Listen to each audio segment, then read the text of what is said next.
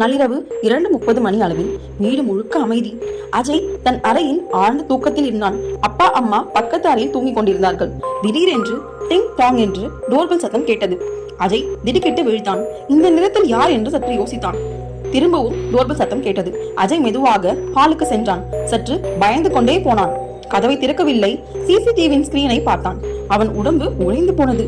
வெளியே அவனுடைய வீட்டின் முன் ரூபேஷ், அவனுடைய நண்பன். அதே உடை, அதே உயரம், ஆனால் பார்ப்பதற்கு சற்று வினோதமாக இருந்தான். அவனுடைய சிரிப்பு சரியில்லை. மெதுவான அகலமான கண்கள், இமைக்காத சிரிப்பு. அஜயின் இதயம் துடித்தது. மீண்டும் டிங் டாங் என்று டோர்பெல் சத்தம் கேட்டது. அஜய் உடனே ரூபேஷின் போனிற்கு அழைத்தான். அழைப்பு இணைந்தது. என்னடா இந்த நேரத்தில் கால் பண்ணிருக்க என்று ரூபேஷ் தூக்கலக்கத்தில் பேசினான். அஜய் நடுங்கிய குரலில் சொன்னான், நீ என் வீடு கேட் முன்னாடி ஏன் நிற்கிறாய் ரூபேஷ் என்று கேட்டான். ஒரு நொடி அமைதி. பின்னர் ரூபேஷ் சொன்னான், இல்லடா நான் பாட்டி வீட்டுல தான் இருக்கேன், நேத்தே வந்துட்டேனே, இப்போ தூங்கிட்டு இருக்கேன் என்று சொன்னான். அஜயின் கைகள் நடுங்கின. அப்படின்னா வெளியே நிற்கிறவன் யார் என்று அஜய் கேட்டான். ரூபேஷ் கத்தினான், அஜய் கதவை திறக்காதே என்று.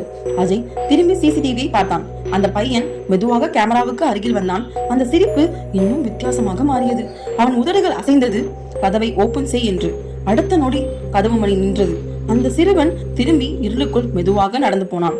மறுநாள் காலை அஜய் சிசிடிவியை தன் பெற்றோர்களுடன் காட்டினான். 2:30 முதல் 2:35 வரை ஒரு பதிவு கூட இல்லை. ஒரே ஒரு உறைந்த படம் மட்டும். அதே சிரிப்பு. அந்த இரவு அஜய்க்கு ஒரு பாடம் கற்றுக் கொடுத்தது. இரவில் முகம் தெரிந்தாலும் உறுதி செய்யாமல் கதவை ஒருபோதும் திறக்காதே என்று. இதுவே அஜயின் கதை. இந்த வீடியோ பிடிச்சிருந்தா மறக்காம லைக் பண்ணுங்க, கமெண்ட் பண்ணுங்க, ஷேர் பண்ணுங்க. இது போன்ற மேலும் வீடியோக்கள் பார்க்கணும்னா சப்ஸ்கிரைப் பண்ணிக்கோங்க. இந்த வீடியோ பார்த்ததுக்கு நன்றி.